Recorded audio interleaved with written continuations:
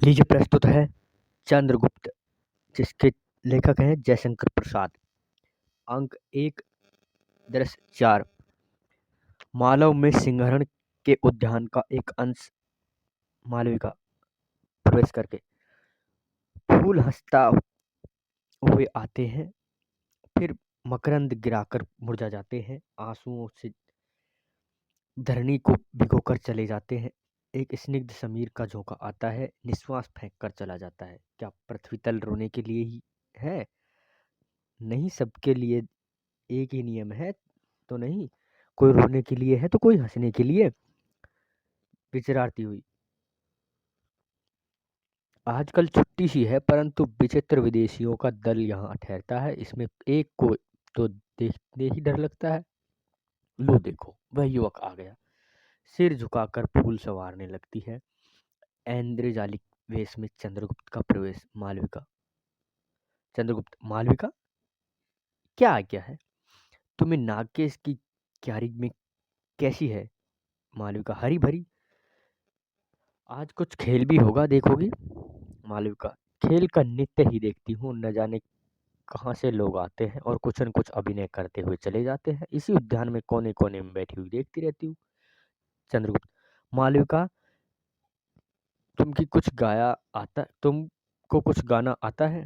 मालविका। आता तो है, परंतु क्या? परंतु युद्ध काल है, देश में रण चर्चा छिड़ रही है। आजकल मालव स्थान। अंक 2, दृश्य 5। स्थल बंदी गृह, घायल सिंहरण और अलका। अलका। अब तो चल फिर सकोगे? हाँ अलका, परंतु बंदी गृह में चलना फिरना व्यर्थ है। अलका। नहीं मालव, बहुत शीघ्र स्वस्थ होने की चेष्टा करो, तुम्हारी आवश्यकता है। सिंहरण। क्या? अलका। सिकंदर की सेना रावी पार हो रही है, पंचनद से संधि हो गई।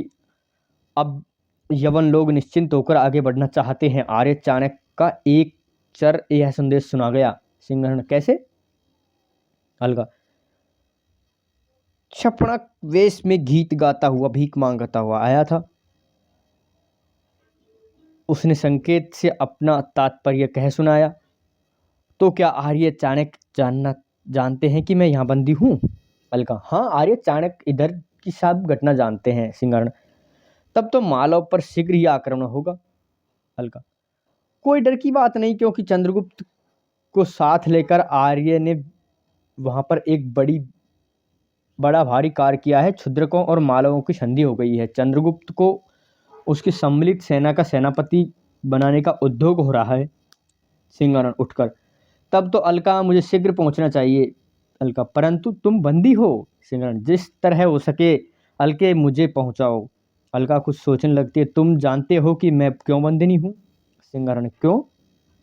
आंभीग से पर्वतेश्वर की संधि हो गई है और स्वयं सिकंदर ने विरोध मिटाने के लिए पर्वतेश्वर की भगनी से आंभीग का ब्याह कर दिया। परंतु आंभीग ने यह जानकर भी कि मैं यहाँ पर बंदिनी हूँ, मुझे छुड़ाने का प्रयत्न नहीं किया। उसके भीतर की इच्छा थी कि पर्वतेश्वर की कई रानियों में से मैं भी एक हो जाऊं, परंतु पर्वतेश्वर को अस्वीकार है, परंतु मुझे अस्वीकार है। सिंहरण। अलका। तब क्या करना होगा? अलका। यदि मैं पर्वतेश्वर से ब्याह करना स्वीकार करूं तो संभव है तुमको छुड़ा दूं। सिंहरण। मैं अलका, मुझसे पूछती हो?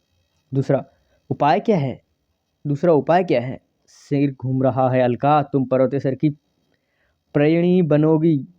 अच्छा होता कि इससे पहले मैं न रह जाता। अलका। क्यों मालव, इसमें तुम्हारी कुछ हानि है? सिंहरण।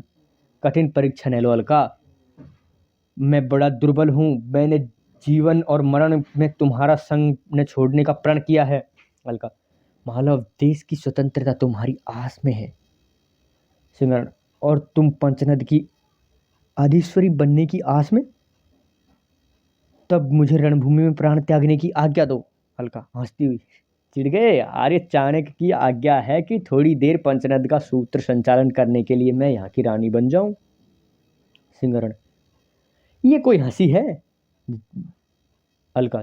बंदी जाओ, सो रहो, मैं आज्ञा देती हूँ। सिंहरण का प्रस्थान। अलका।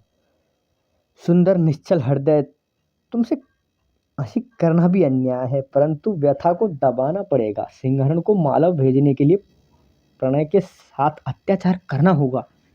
गाती है।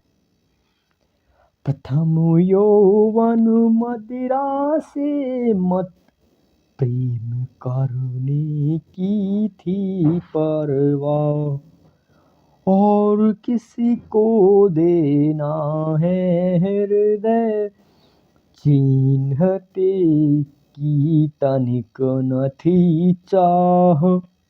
बेच डाला था हृदय अनमोल, आज वह मांग रहा था दाम।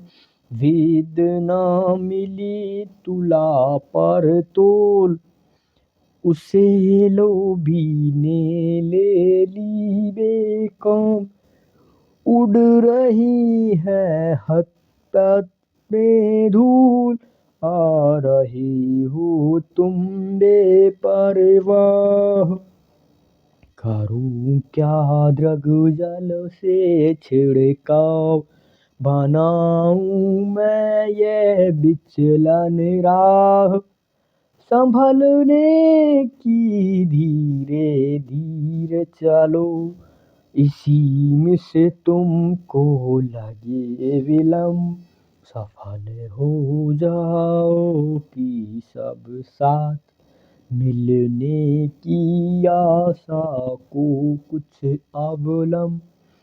विश्व की सुषमाओं का स्रोत बह चलेगा आँखों की राह, और दुर्बल होगी पहचान। रूप रत्ना कर भरा अथाह। पर्वतेश्वर का प्रवेश। पर्वतेश्वर, सुंदरी अलका, तुम कब तक यहाँ रहोगी? अलका, यह बंदी बनाने वाली इच्छा पर निर्भर करता है पर्वतेश्वर। तुम कौन बंदी कहता है? यह तुम्हारा अन्याय है अलका। चलो, सुसज्जित राजभवन तुम्हारी प्रत्याशा में है। अलका, नहीं पौरव, मैं राजभवनों से डरती हूँ, क्योंकि उनमें लोग मनुष्य आजीवन मानसिक कारावास भोगता है। पर्वतेश्वर, इसका तात्पर्य?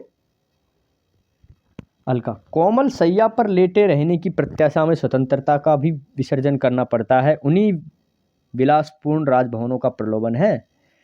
पर्वतेश्वर, व्यंग न करो अलका। पर्वतेश्वर ने जो कुछ किया है वह भारत का एक बच्चा जानता है, परंतु देव प्रतिकूल हो तब क्या किया जाए? अलका, मैं जानती हूँ, परंतु आपकी आत्मा इसे मानने के लिए प्रस्तुत न होगी। हम लोग आपके लिए, देश के लिए प्राण देने के लिए प्रस्तुत थे, केवल यवनों को प्रयत्न करने के लिए।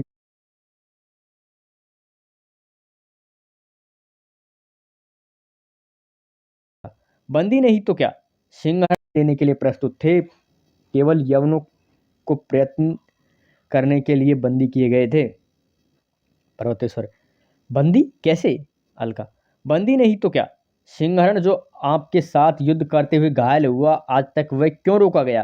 पंचनद नरेश, आपका न्याय अत्यंत सुंदर है ना? पर्वतेश्वर, कौन कहता है कि सिंहरण बंदी है? उस वीर की तो मैं प्रतिष्ठा करता हूँ अलका, परंतु उसने द्वंद्व युद्ध किया चाहता हूँ। अलका, क्यों? क्योंकि अलका के दो प्रेमी नहीं हो सकते महाराज। अलका, महाराज, यदि भूपालों का सा व्यवहार न मांगकर आप सिकंदर से द्वंद्व मांगते तो अलका को विचार करने का अवसर मिलता। पर्वतेश्वर, यदि मैं सिकंदर का विपक्षी बन जाऊं तो तुम मुझसे प्यार करोगी अलका? सच कहो अलका, क्या प्रमाण चाहती हो अलका? अलका, सिंहरण के देश पर यवनों का आक्रमण होने वाला है, वहां तुम्हारी सेना यवनों की सहायक बने और सिंहरण अपनी मालव की रक्षा के लिए मुक्त किया जाए। पर्वतेश्वर, मुझे स्वीकार है अलका, तो मैं राजभवन चलने के लिए प्रस्तुत हूँ, परंतु एक नियम है। पर्वतेश्वर, वह क्या? अलका, यही कि मैं सिकंदर के भारत में रहने तक स्वतंत्र रहूंगी। पंचनद नरेश, यह दस्यु दल बरसाती बाढ़ के समान निकल जाए, विश्वास रखिए। पर्वतेश्वर, सच कहती हो अलका? अच्छा, अब मैं प्रतिज्ञा करता हूँ कि तुम जैसा कहोगी वैसा होगा। सिंहरण के लिए रथ आवेगा और तुम्हारे लिए स्वीकार, भूलो मत। चिंतित भाव से प्रस्थान। अंक 2 दृश्य 6। मालवों के स्कंधावार में युद्ध परिषद। देश बल परिषद के सम्मुख में यह विज्ञप्ति उपस्थित करता हूं कि यवन युद्ध के लिए जो संधि मालव शूद्रकों से हुई थी उसे सफल बनाने के लिए आवश्यक है कि तुम दोनों गणों की एक सम्मिलित सेना बनाई जाए और उसके सेनापति शूद्रकों के मनोनीत सेनापति मागध चंद्रगुप्त ही हों। उन्हीं की आज्ञा से सैन्य संचालन हो। सिंहरण का प्रवेश परिषद में हर्ष। सब कुमार सिंहरण की जय, कुम्हार सिंहरण की जय। नागदत्त मगध का एक साम्राज्य है। लिच्छविक और वज्री गणतंत्र को कुचलने वाले मगध का निवासी हमारी सेना का संचालन करे, यह अन्याय है। मैं उसका विरोध करता हूँ। सिंहरण मैं मालव सेना का बलाधिकृत हूँ। मुझे सेना का अधिकार परिषद ने प्रदान किया है और मैं साथ ही संधि और विग्रही का कार्य गणित की समस्या करता हूँ। पंचनद की परिस्थिति मैं स्वयं देखता आया हूँ और मागध चंद्रगुप्त को भी भली भांति जानता हूँ। मैं चंद्रगुप्त के आदेश का युद्ध चलाने के लिए सहमत हूँ और मेरी भी एक प्रार्थना है। उत्तरापथ के विशिष्ट राजनीतिज्ञ आर्य चाणक्य के गंभीर राजनीति विचारक सुनने पर आप लोग उनका कर्तव्य निश्चित करें। गणमुख आर्य चाणक्य व्यासपीठ पर न आवे। चाणक्य व्यासपीठ से।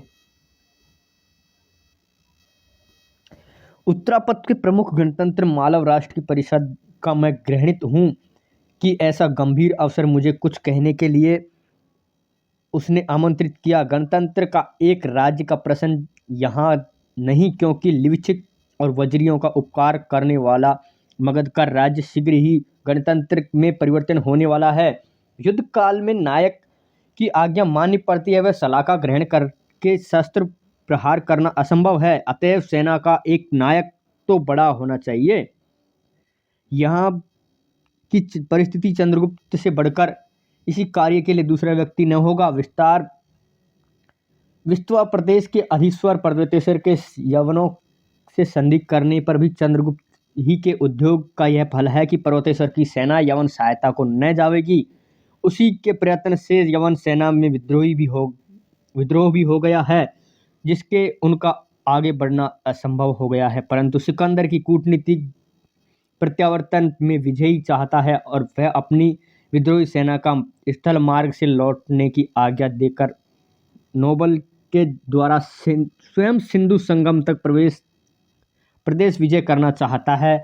उसमें मालवों का नाश निश्चय है। अतएव सेनापतित्व के लिए आप लोग चंद्रगुप्त के वर्ण करें तो शूद्रकों का सहयोग भी आप लोगों को मिलेगा। चंद्रगुप्त को ही उन लोगों ने सेनापति बनाया है। नागदत्त ऐसा नहीं हो सकता।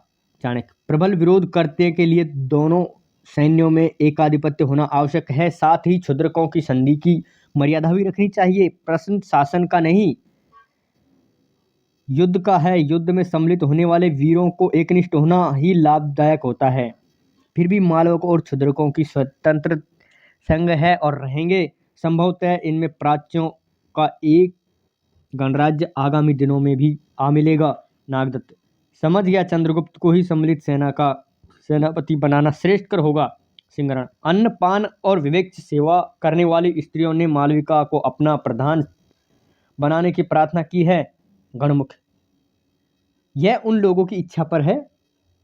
अस्तु महाद बलाधिकृत पद के लिए चंद्रगुप्त को वर्ण करने की आज्ञा परिषद देती है। सत्यमेव जयते का जय घोष। सत्यमेव जयते। अभी आप सुन रहे थे चंद्रगुप्त, जिसके लेखक हैं जयशंकर प्रसाद। लीजिए प्रस्तुत है चंद्रगुप्त।